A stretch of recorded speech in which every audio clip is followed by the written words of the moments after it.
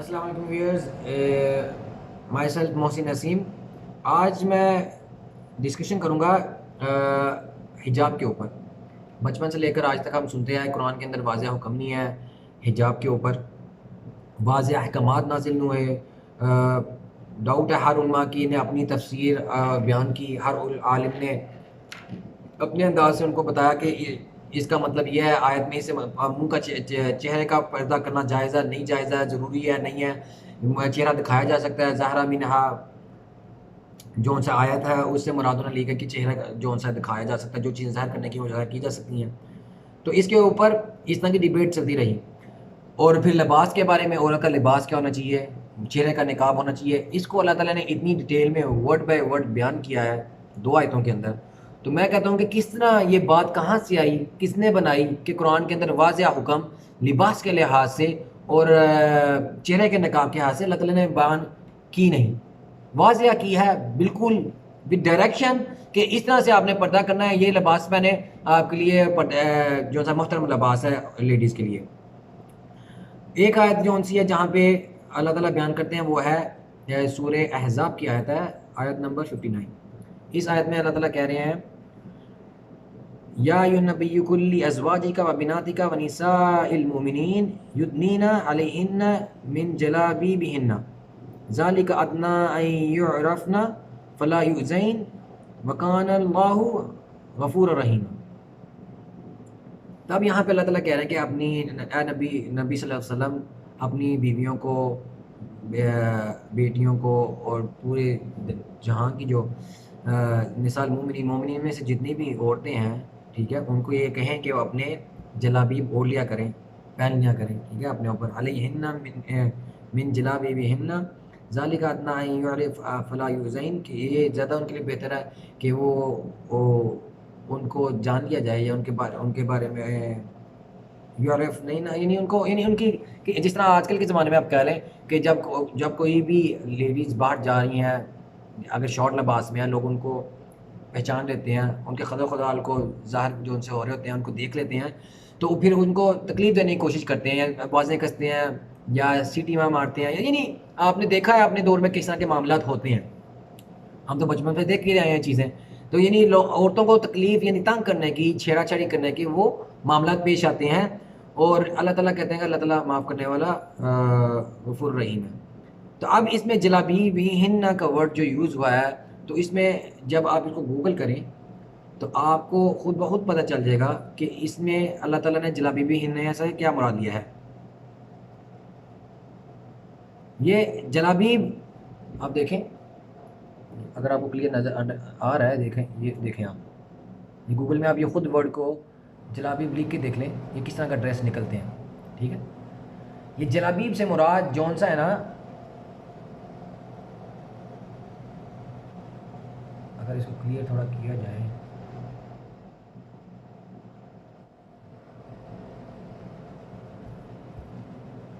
Capture نہیں کر رہا مگر میں نے وہاں پہ جلابیب لکھا ہے، آپ اس کو جلابیب کو اگر آپ اسٹڈی کریں، لکھیں آپ گوگل میں خود، تو آپ کو پتہ چلے گا کس طرح کی ڈریس کوڈ باہر نکلتے ہیں۔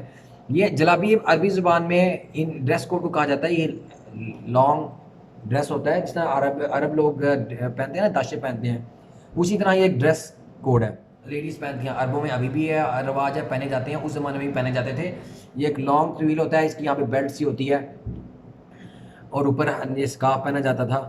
تو یہ جو سا پورا جلابیب جو سا ڈریس کوڈ تھا نا، خاص کر جلابیب اس داشے کو کہتے ہیں جو لانگ ہوتا ہے، نیچے تک پیروں تک کور کیا ہوتا ہے، اس کے لانگ سلیو ہوتا ہے۔ یہ آج بھی آپ بازاروں میں جائیں، سعودیہ میں جائیں، میں سعودیہ میں رہا، کویت میں رہا، آپ جدھر بھی آپ جائیں، آپ کو آپ ان کیا کہتے ہیں علاقوں میں جا کے کسی بھی بازار میں جا کے کہیں ان کو کہ جلابیب چاہیے، وہ آپ کو اس طرح کا ڈریس کوڈ نکال کے دیں گے۔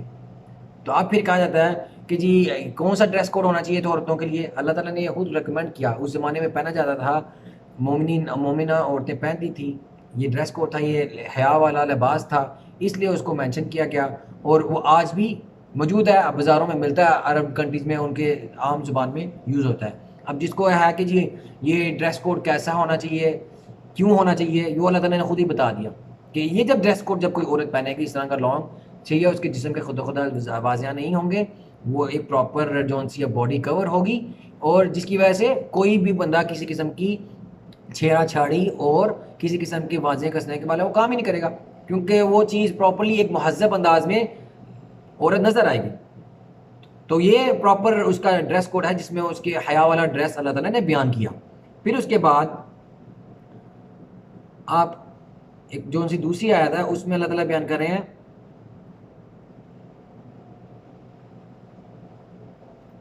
جہاں پہ اللہ تعالیٰ پورے اوور آل پورا پردے کا حکم دے رہے ہیں.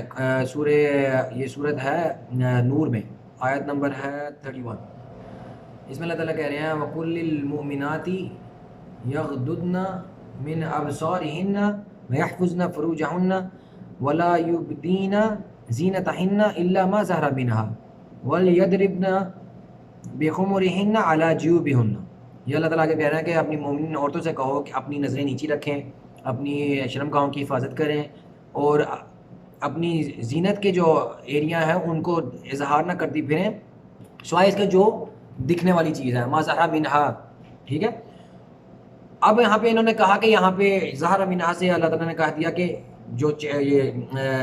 جو علماء نے کہا کہ جو زینت کے جو ایریا ہیں وہ چہرہ کے علاوہ اور چہرہ دکھانے کی جگہ ہے، ہاتھ پاؤں دکھانے کی چیزیں یہ دکھائے جا سکتے ہیں، باقی جو انسی چیزیں جہاں پہ زینت کی ان کو آپ کو کور کرنا ہے.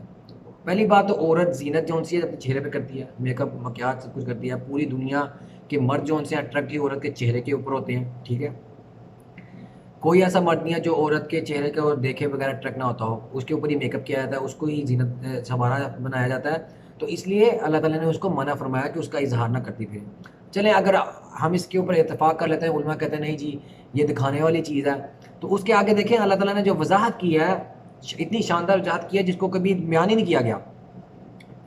اب اللہ تعالیٰ آگے جو بیان کر رہے ہیں وَلْيَضْرِبْ بِخُمُرِهِنَّ عَلَى جِيوبِهِنَّ. یضرب عربی زبان میں معنی کے لیے بھی استعمال ہوتا ہے مگر محاورتاً اس کو پہننے کے لیے بھی استعمال ہوتا ہے. اب یہاں پہ نیچے بھی یضرب کا ورڈ اسی آیت میں آگے یوز ہوا ہے جہاں پہ وہ پائل کی کہاں پہ عالم نے کہا کہ آپ پاؤں کو زور سے نہ ماریں کہ اگلے کوئی متوجہ ہوں، جبکہ وہاں سے مراد ہے کہ یضرب بِأَرْجُلِهِنَّ کچھ اپنے پاؤں پہ نہ پہنے. یضرب کا مطلب ہے پہننا، کہ اپنے پاؤں پہ کچھ ایسا نہ پہنے جس کی وجہ سے وہ پہچان لی جائیں یعلموا یا ما یخفین من زینتہن، کہ اپنی زینت میں انہوں نے کیا چھپا رکھا ہے جس کی وجہ سے وہ اٹینشن سیکھ کی جائے ان کی طرف. وہ اس لیے کہا کہ عورتیں پائلیں پہنتی تھی، گھنگرو پہنتی تھی، جب چلتی ہیں تو پوری ٹینشن سیکھ ہوتی ہے مردوں کی، اس چیز کو یہ بیان کیا گیا. جبکہ جو علماء نے کچھ نے ترجمہ اس کا یہ کیا کہ بیرجلہن وہ کوئی پاؤں کو زمین پہ زور سے نہ ماریں. پاؤں سے زور سے مارنے کوئی عورت کا کوئی کنسپٹ نہیں بنتا کہ عورت زور سے پاؤں مار کے سڑک پہ چلے گی.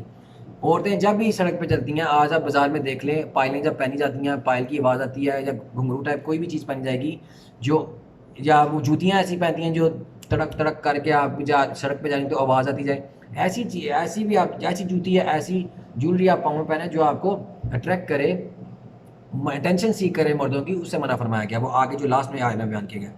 اچھا تو مگر میرا مقصد جو اس آیت سے مراد ہے یہاں پہ بیان کرنے کا، یہاں پہ جو کہا جا رہا ہے کہ ما ظہر منہا، کہ یہ جو چہرہ ہے وہ دکھانے کی چیز ہے، اس کو اس سے استدلال کرتے ہیں علماء. آگے جو آیت ہے وَلْيَضْرِبْ بِخُمُرِهِنَّ عَلَى جِيوبِهِنَّ، یضرب کا مطلب ہے پہننا، اپنا پہنے یا اوڑھ لیں. بِخُمُرِهِنَّ، آپ خمرہن کا مطلب ہے آپ خمار کو ٹرانسلیٹ کریں اس کے اندر گوگل میں، یا آپ خمار آپ دیکھ لیں. یہ تو گوگل کی ٹرانسلیشن، آپ ویسے میں تو گوگل کی اس لیے دکھا رہا ہوں کہ ایزی ترین ہے. آپ نے اگر اس کی چیک کرنی ہے لغت میں چیک کرنا ہے، آپ لغت میں چیک کر کے ٹرانسلیٹ کر سکتے ہیں کہ خمار کا مطلب کیا ہے. آپ خمار کو، یہاں خمار بھی واضح نہیں نظر آ رہا مگر آپ اس کو ٹرانسلیٹ کریں گے خمار کو گوگل کے اندر تو آپ کو بتائے گا یہ نقاب آ جاتا ہے. خمار ایکچولی ایک ایسے کپڑے کے ٹکڑے کو کہتے ہیں جو کور کرنے کے لیے ہو، فیس کے اوپر لگایا جائے ایسے.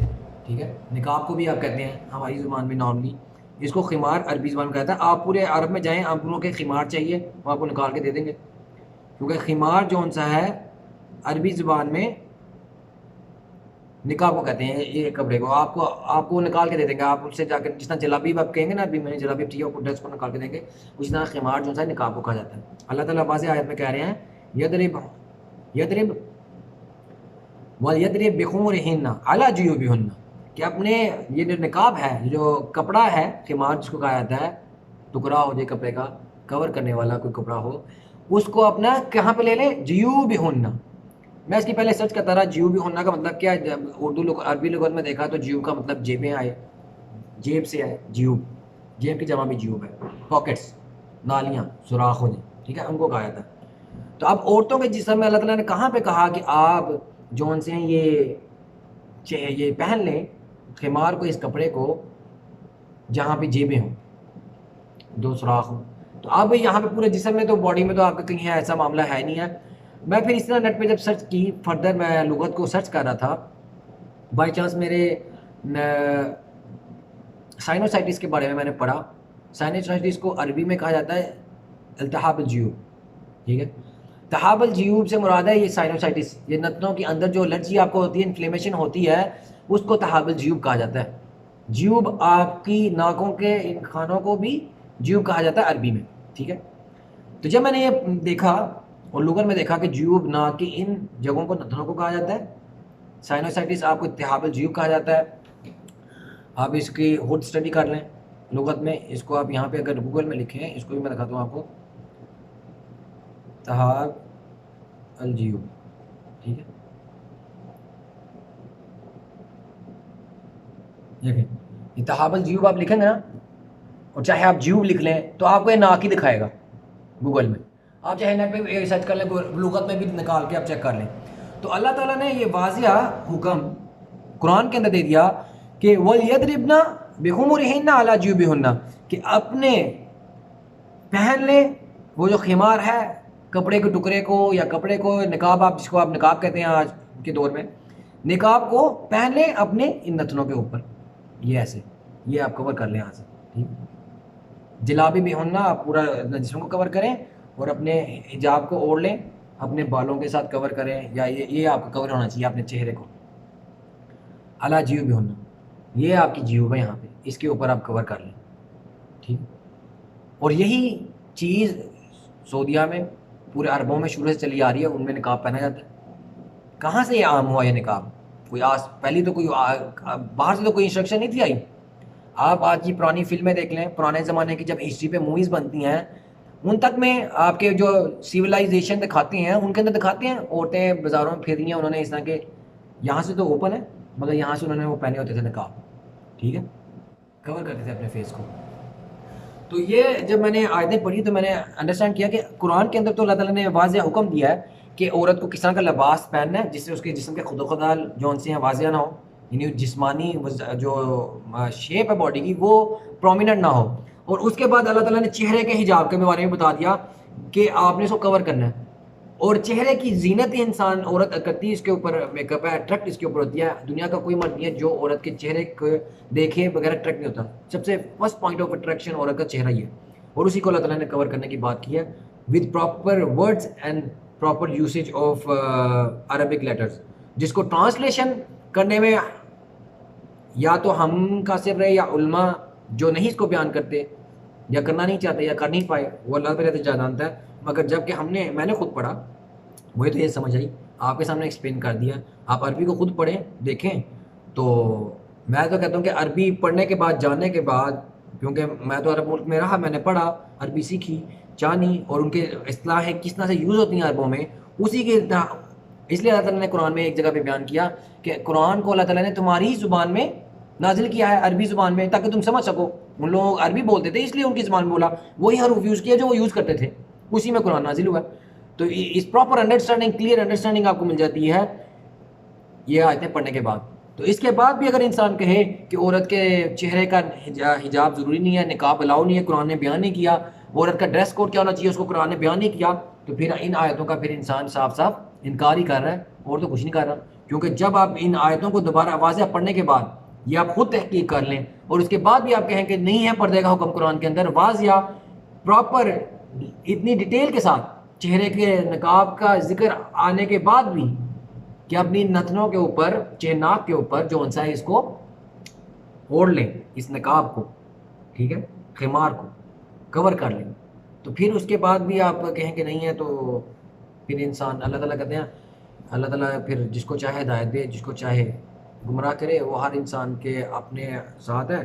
ہمیں ہمیشہ اللہ سے دعا کرنی چاہیے کہ اللہ تعالیٰ ہمیں صحیح معنوں میں قرآن کی انڈرسٹینڈنگ عطا فرمائے اور اس کو پڑھنے کی خود کوشش کریں, خود سیکھنے کی کوشش کریں, جاننے کی کوشش کریں قرآن کے اندر کیا اللہ تعالیٰ نے احکامات بیان کی ہیں.